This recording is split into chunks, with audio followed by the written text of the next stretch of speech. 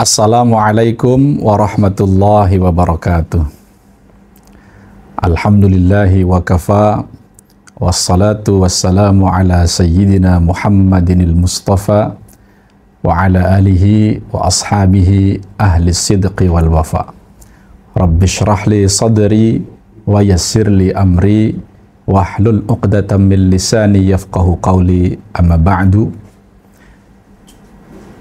Para sahabat dimanapun berada, sahabat At-Taubah Channel yang berbahagia, pertama marilah kita bersama-sama memuji dan memuja Allah Subhanahu wa Ta'ala atas segala limpahan karunia nikmat yang diberikan kepada kita semua yang tanpa terhitung. Mudah-mudahan nikmat yang sudah kita dapatkan ini bisa menuntun kita menjadi makhluk Allah yang beriman dan beramal saleh. Kemudian yang kedua, salawat dan salam teriring kepada junjungan kita Nabi Muhammad sallallahu alaihi wasallam, kepada keluarga beliau, para sahabat, dan juga mudah-mudahan kelak kita semua mendapatkan asy-syafa'ah al-uzma dari beliau. Amin ya rabbal alamin. Para sahabat, hadirin, hadirat semua, alhamdulillah pada pertemuan kali ini kita akan berbicara seputar iman dan akhlak. Allah Subhanahu wa Ta'ala berfirman dalam surah Ali Imran ayat 110, A'udzu billahi minasyaitonir rajim. Kuntum khaira ummatin ukhrijat linnas ta'muruna bil ma'ruf wa tanhauna 'anil munkar wa tu'minuna billah. Kuntum khaira ummah, kalian adalah umat yang terbaik. Yang dimaksud kalian adalah umat Muhammad, berarti kita sebagai umat Muhammad. Kita yang hidup di akhir zaman ini sebagai umat Nabi Muhammad dideklarasikan langsung oleh Allah Subhanahu wa Ta'ala sebagai umat terbaik di antara umat-umat Nabi yang terdahulu. Itu sebuah predikat yang sangat luar biasa. Tentu predikat ini ada syarat-syarat yang harus dipenuhi. Yang pertama, ta'muruna bil ma'ruf, yaitu saling memerintah untuk melakukan kema'rufan, kebaikan. Kemudian tanhauna 'anil munkar, mencegah dari kemungkaran.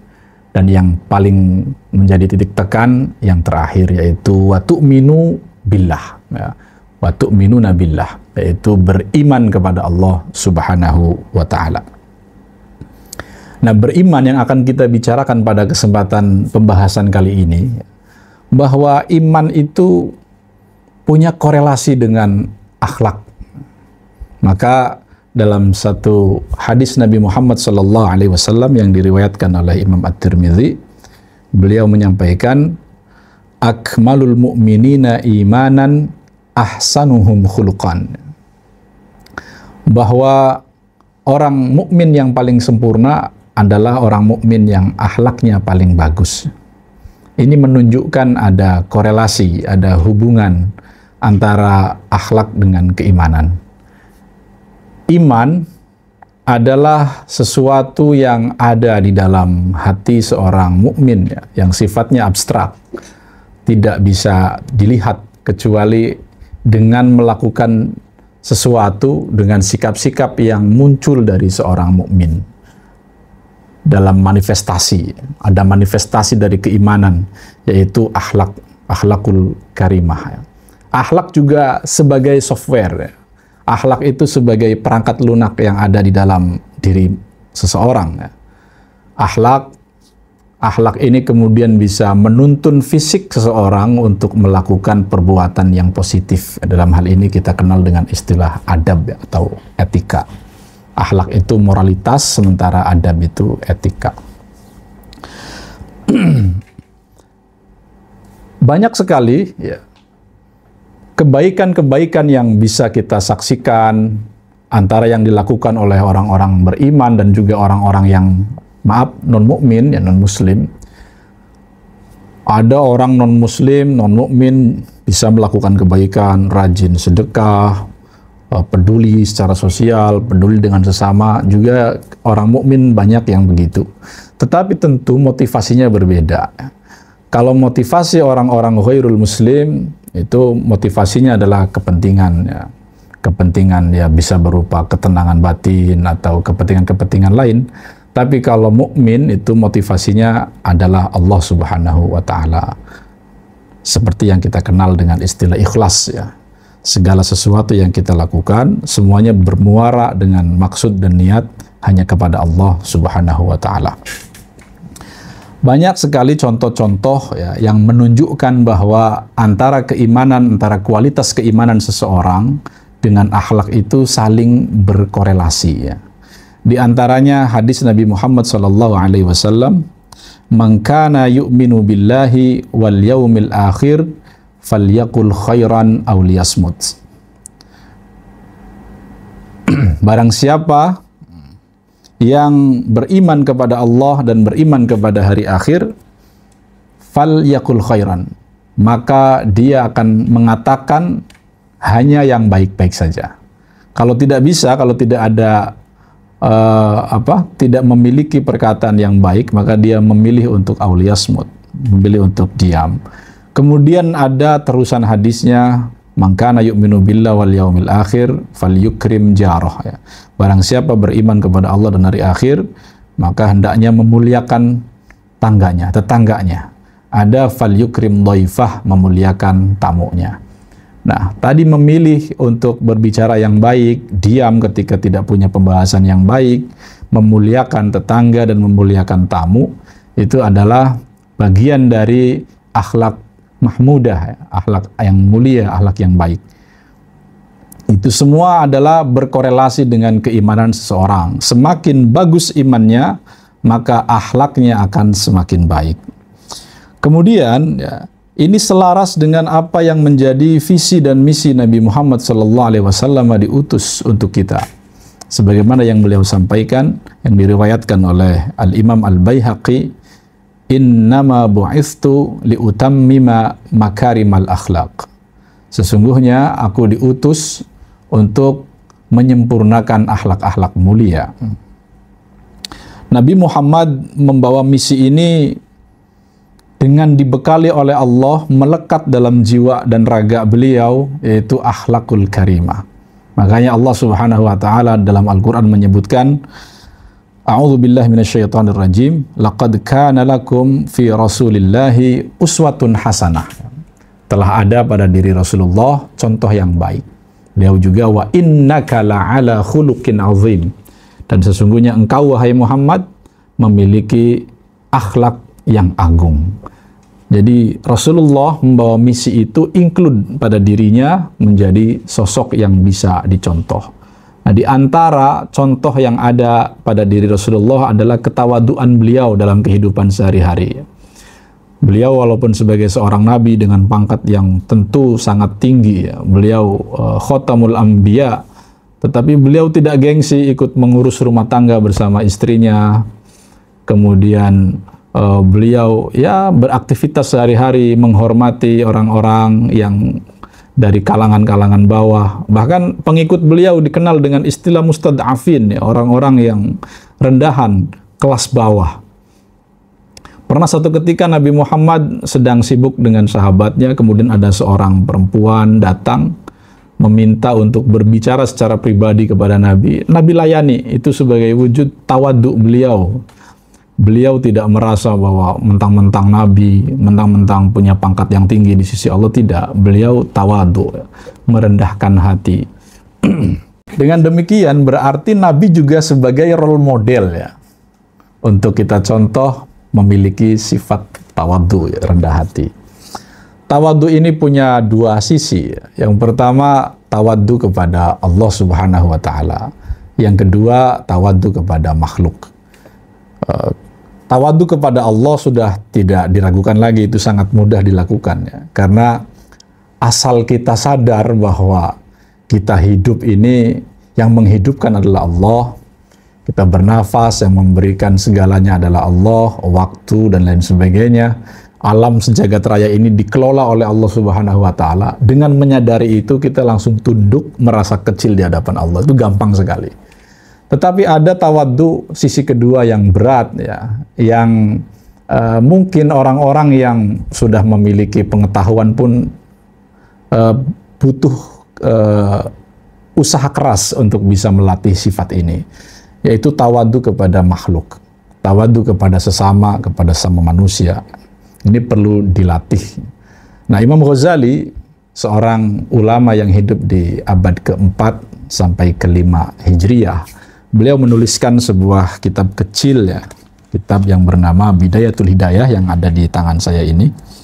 Beliau mengulas bagaimana melatih hati kita untuk bisa rendah hati, untuk tawadhu kepada makhluk. Karena dengan tawadhu kepada makhluk, maka hati kita akan selamat, terbebas dari takabur, ya, tidak sombong.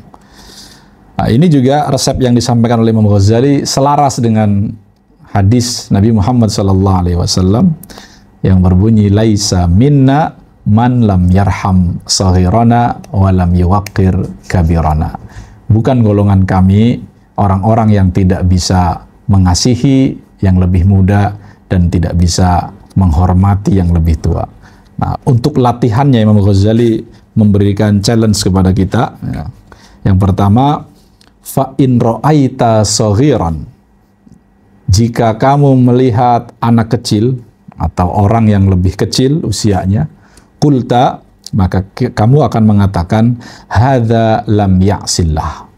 Anak kecil ini belum pernah bermaksiat sama sekali kepada Allah Subhanahu wa taala. Karena anak kecil itu kan belum mukallaf ya, sehingga perbuatannya belum dihitung sebagai dosa, kesalahannya tidak dihitung sebagai dosa oleh Allah Subhanahu wa taala. Nah, oleh karena anak kecil ini masih belum mukallaf dan belum berbuat dosa, sementara wa ana asoituhu, sementara saya sudah dewasa bermaksiat kepada Allah, fala syakka annahu khairun minni. Maka berkesimpulan bahwa saya dengan anak-anak itu jauh lebih baik anak-anak itu. Kalau kita membandingkan diri kita dengan yang usianya lebih muda dari kita dan sudah mukallaf, kita katakan pada diri hati kita, innahu aqallu minni ma'siyatan. Setidaknya orang itu yang usianya lebih muda, lebih sedikit kemaksiatannya kepada Allah dibandingkan kemaksiatan yang sudah saya lakukan. Ini yang pertama. Yang kedua, Imam Al-Ghazali menyebutkan, wa in ra'aita kabiran qulta hadza qad abadallaha qabli. Orang ini usianya lebih tua dari saya, tentu beliau ini lebih banyak kebaikannya karena sudah menyembah Allah sebelum saya menyembah Allah. Karena terpaut usia. Semakin tua tentu semakin banyak ibadahnya kepada Allah. Innahu aktsaru minni ibadatan. Orang ini jauh lebih banyak ibadahnya ketimbang saya. Oleh karena itu, fala syakka annahu khairun minni. Ini lebih baik ketimbang saya. Ini untuk melatih ketawaduan. Ketawaduan kepada yang lebih muda, ketawaduan kepada yang lebih tua. Kemudian bagaimana kita melatih tawadhu kita kepada orang-orang yang punya ilmu. Wa in kana aliman. Kalau kita menghadapi orang-orang yang punya ilmu, qulta, maka katakan oleh kamu, hadza qad u'tiya ma lam u'tahu. Orang ini telah diberikan karunia ilmu oleh Allah yang tidak Allah berikan kepada saya.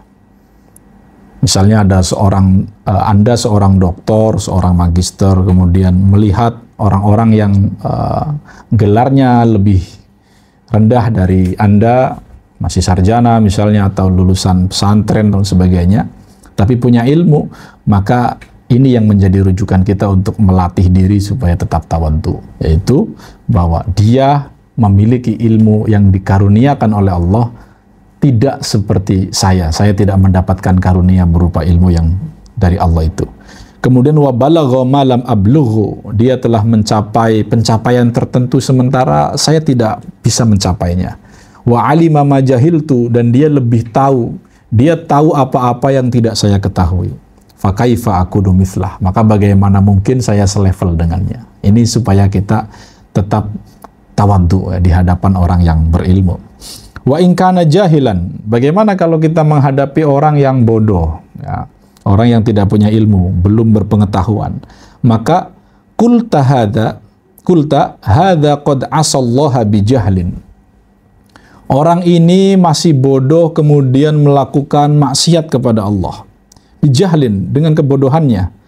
Wa ana asaituhu biilmin. Sementara saya sudah ikut kajian, saya sudah belajar agama, sudah terbiasa duduk bersama ustadz, punya ilmu walaupun sedikit, justru saya malah lebih senang melakukan kemaksiatan. Jadi tidak seimbang. Dia maksiat karena bodoh, sementara saya maksiat padahal sudah tahu itu tidak boleh. Tentu hukumannya jauh lebih besar. Oleh karena itu kita akan merasa bahwa orang lain yang bodoh tapi maksiat itu masih lebih baik daripada saya yang sudah tahu tapi tetap melakukan kemaksiatan. Bahkan Imam Ghazali menyampaikan di sini pada poin yang kelima, wa in kana kafiran. Seandainya kita berhadap-hadapan dengan orang yang non-muslim, qulta la adri asa ayyuslima wa yukhtamu lahu bi khairil amal. Kita tidak pernah tahu apakah orang yang non-muslim ini akan terus-terusan sebagai non-muslim, atau justru nanti di akhir hayatnya orang ini justru dipilih oleh Allah untuk kemudian masuk ke dalam Islam. Sementara kita belum jelas. Wa amma anna wal iyadzu billah, sementara saya fa'asa ayyudillani Allah fa'akfur. Hari ini kita masih sholat, hari ini kita masih rajin puasa, rajin ikut kajian, tapi naudzubillah, suatu hari Allah justru menakdirkan kita sebagai orang-orang yang tersesat, orang-orang yang justru gemar melakukan kemaksiatan, bahkan fa'akfur, menjadi orang yang keluar dari Islam. Naudzubillah min dzalik. Tidak ada yang tahu, itu semua misteri. Kadangkala kita merasa bahwa kita lebih baik dari orang lain, padahal belum tentu. Karena innamal a'malu bil khawatim. Bahwa amal seseorang itu ditentukan dari akhir dari episode kehidupannya. Kalau episodenya bagus, dia bagus. Kalau episodenya jelek, dia jelek. Maka siapa yang tahu akhir dari kehidupan seseorang. Oleh karena itu, kita tidak perlu menjudge buruk orang-orang yang masih hidup di sekeliling kita. Nah, itu sebagai latihan dari Imam Ghazali untuk menantang kita supaya mau berlatih menjadi makhluk yang seorang mukmin yang tawadhu. Sebagai apa? Sebagai ejawantah dari keimanan kita. Sebagai ejawantah dari akhlakul karimah. Karena untuk membuktikan bagaimana kadar keimanan kita, yaitu dengan akhlak yang mulia. Di antara akhlak yang mulia adalah tawadhu. Keimanan semuanya akan diuji.